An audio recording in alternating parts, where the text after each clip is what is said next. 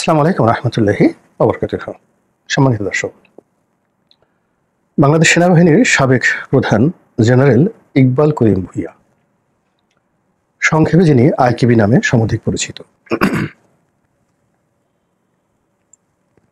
তো সেই জনাব ইকবাল করিম ভূঁইয়া অনেক দিন ধরে বাংলাদেশে ভীষণ রকম আলোচিত এবং বর্তমান সময়ে মহা আলোচিত। তাকে যারা অপছন্দ করেন তাকে নিয়ে ইদানিং অনেকে আবার ট্রল করা শুরু করছেন। তো তাকে নিয়ে যে আলোচনা হচ্ছে বা মহা আলোচনা হচ্ছে এবং আগামীতে তাকে কেন্দ্র করে যে একটা রাজনৈতিক বলয় পরিবেশ পরিস্থিতি তৈরি হতে যাচ্ছে, সেই বিষয়গুলি নিয়ে মূলত আজকের এই ভিডিওতে আলোচনা করব। তো সেই আলোচনায় যাওয়ার আগে জনাব ইকবাল করিম ভূঁইয়া সম্পর্কে আমি যতটুকু জানি সেটা বলে নেওয়া আবশ্যক। জনাব আইকেবি একমাত্র সেনাপ্রধান স্বাধীনতার পর থেকে আজ অবধি যার ডেজিগনেশনটা তৈরি হয়েছে সংক্ষেপে, যেমন জেনারেল জিয়াউর রহমান সাহেব আছেন, শফিউল্লাহ সাহেব আছেন, কিংবা জেনারেল আজিজ আছেন, বা বর্তমান যিনি সেনাপ্রধান রয়েছেন ওয়াকারুজ্জামান।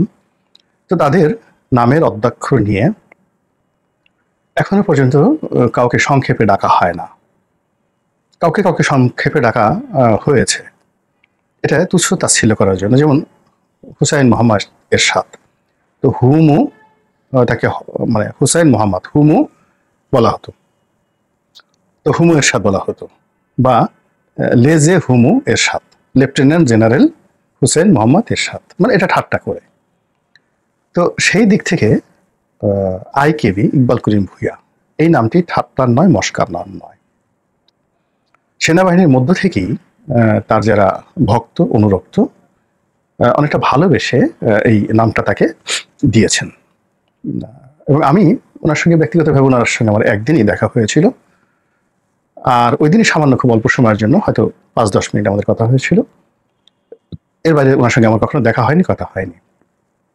তো সেই প্রসঙ্গে আসছি, কিন্তু তার আগে যেটা বলি যে যখন আমি সংসদ সদস্য হলাম, ঠিক তারপরে যখন তিনি সেনাবাহিনী প্রধান হলেন, তখন আমার যারা বন্ধু বান্ধব ছিলেন আমার বয়সী, যারা এখন লেফটেন্যান্ট জেনারেল অনেকে আছেন, তো তাদের কাছে শুনতাম যে এই লোকটি কেমন। তো সবাই বলতেন যে উনি আপাদমস্তক অনেস্ট, খুবই সাহসী, খুবই দক্ষ, এবং সেনাবাহিনীতে এই ধরনের অফিসার খুবই বিরল।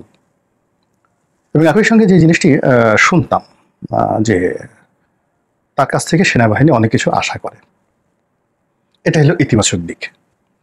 পরবর্তীতে তিনি যখন দায়িত্ব গ্রহণ করলেন, তখন প্রায় সব সেনাবাহিনীর ভিতরকার যে অবকাঠামো, এটাকে রীতিমতো মানে তিনি আমূল পরিবর্তন করে ফেলেছিলেন। ক্যান্টনমেন্টগুলোর যে উন্নয়ন আইকেবির জমানাতে হয়েছে, তখন তিনি এর জন্য কোনো বাজেটারি কোনো প্ল্যান মানে কোনো কিছু তিনি ধার ধারেননি। তার কাছে যেটা ভালো মনে হয়েছে তিনি সেই কাজগুলো করেছেন। ফলে এখনও সবগুলো ক্যান্টনমেন্টে আপনি যদি যান, ইকবাল করিম ভূঁইয়ার যে ডেভেলপমেন্ট, এই ডেভেলপমেন্ট ওয়ার্কের যে নমুনা যেভাবে আছে, অমন আসলে অন্য কারোর নেই। আর নেতিবাচক দিক হলো যে এই ডেভেলপমেন্ট কাজগুলো করতে গিয়ে তার বদনাম হয়েছে, তার আপনজনের বদনাম হয়েছে, এবং এটা স্বাভাবিক। রাজনীতিবিদদের মধ্যে যারা খুব বেশি কাজ করেন তাদেরকে এই সকল কাজকর্মের জন্য অনেক দায় দেনা পরিশোধ করতে হয়।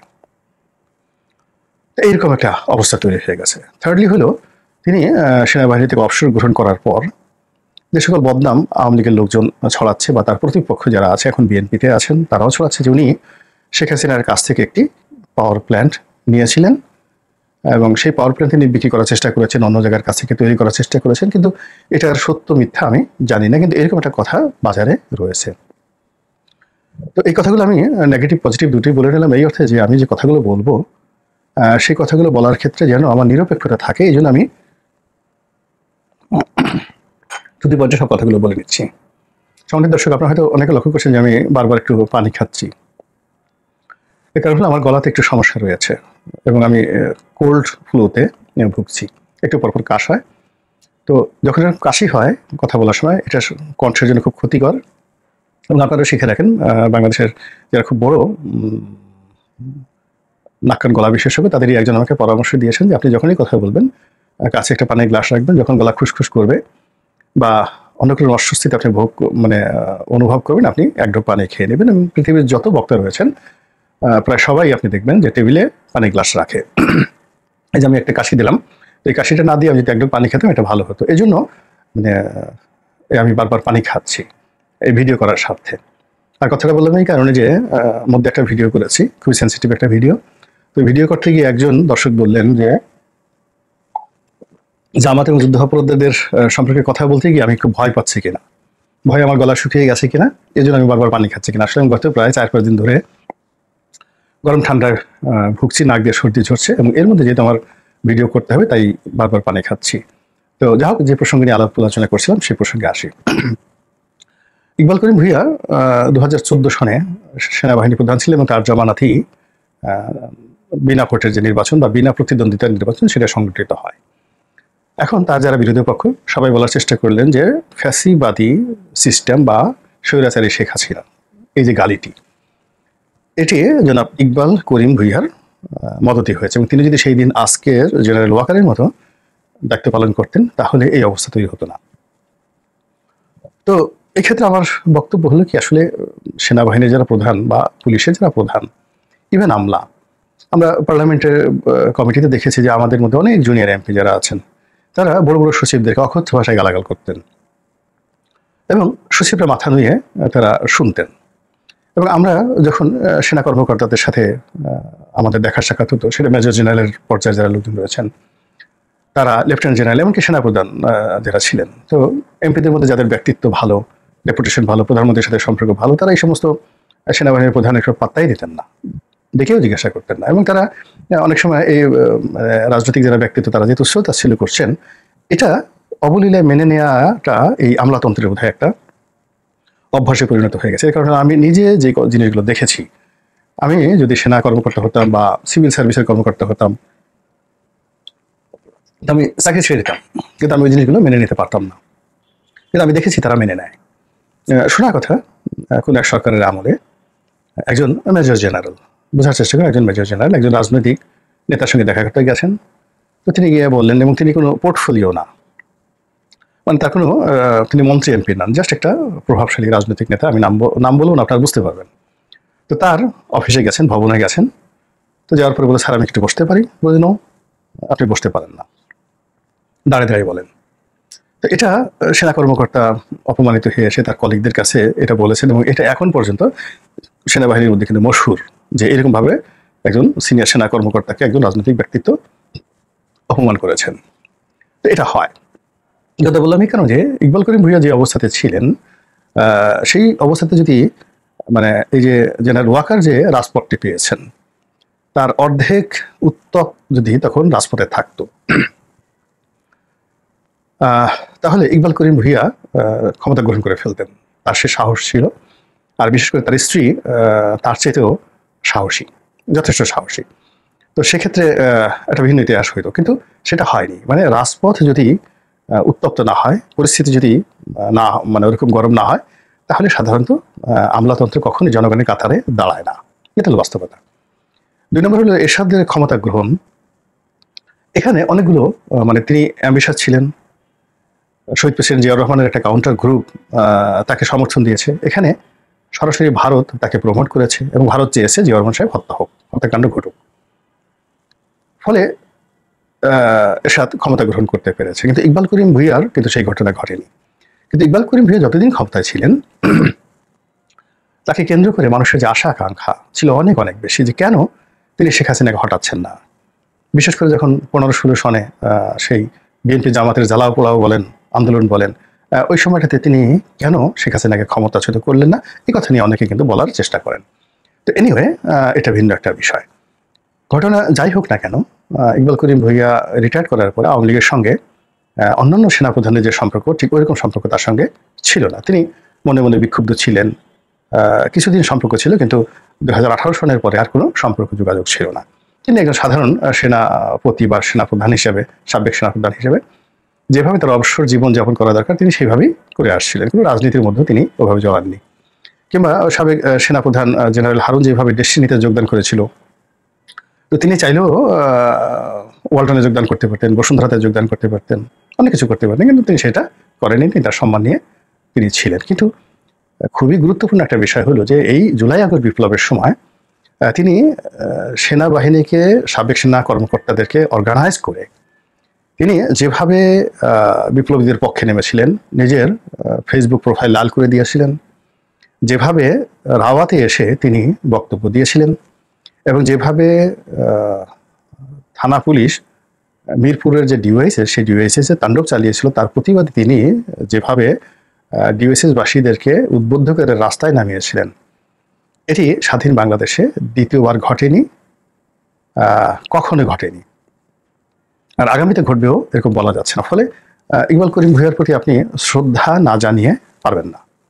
আমরা আশা করেছিলাম যে তাকে উপদেষ্টা পরিষদে রাখা হবে বা তিনি হবেন প্রধান উপদেষ্টা, এটাকে আমরা অনেক আশা করেছিলাম এবং সেটা ভালো হতো, আমি অন্ততপক্ষে যেটা মনে করি।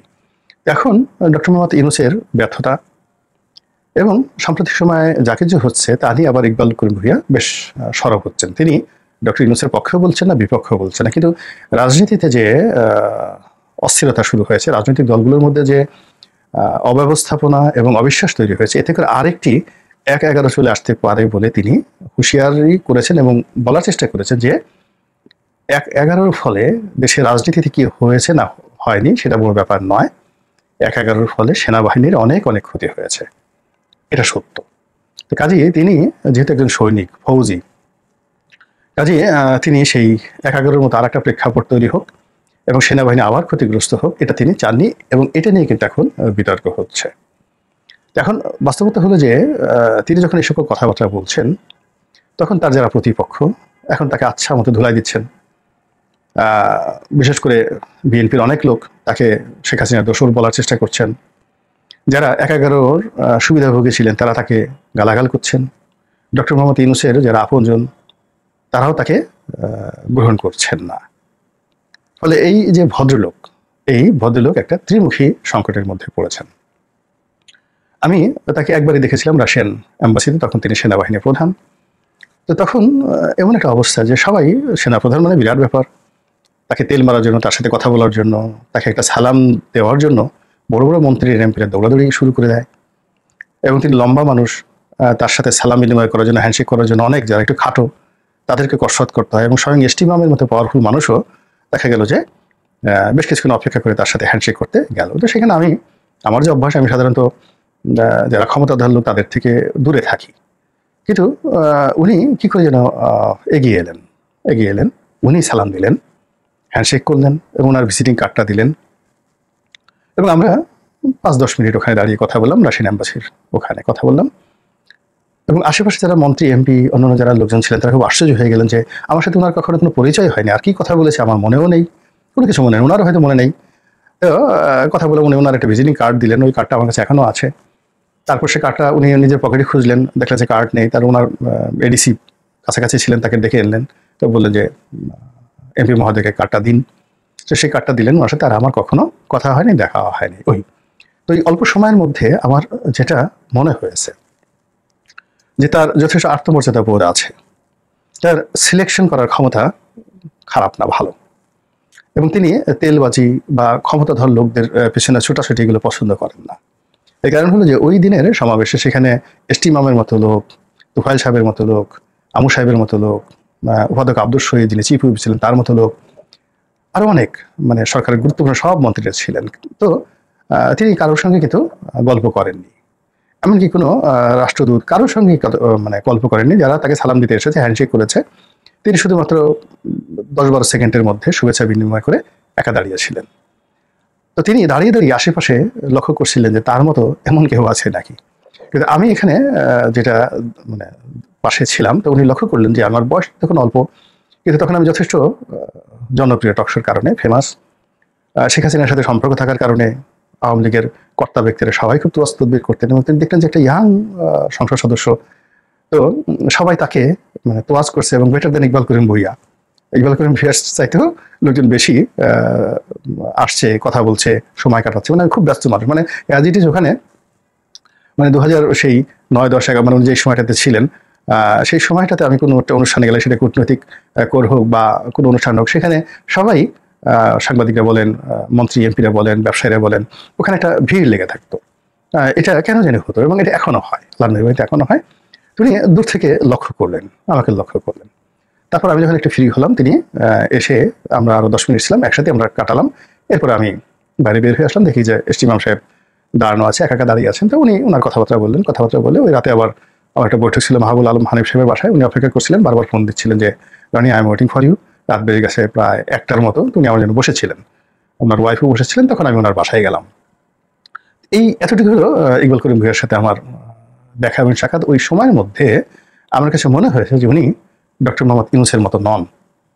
আমি ডক্টর মোহাম্মদ ইউনূসকে, মানে ইকবাল করিম ভূঁইয়াকে যতটুকু চিনি, তার চেয়ে 1000 গুণ বেশি চিনি, in terms of relation, vibration, আরও অনেক ক্ষেত্রে। কিংবা এখন যারা উপদেষ্টা মণ্ডলী আছেন, তাদেরকেও চিনি, সবাইকে চিনি। তো শুধু একটাই বললাম যে তিনি তাদের মতো নন, এত চিপ নন, এত তিনি বাহিনী প্রধান ছিলেন, CSIF চিফ, কিন্তু CSEAP চিফ, সেই চিফ নন, এত সস্তা তিনি নন।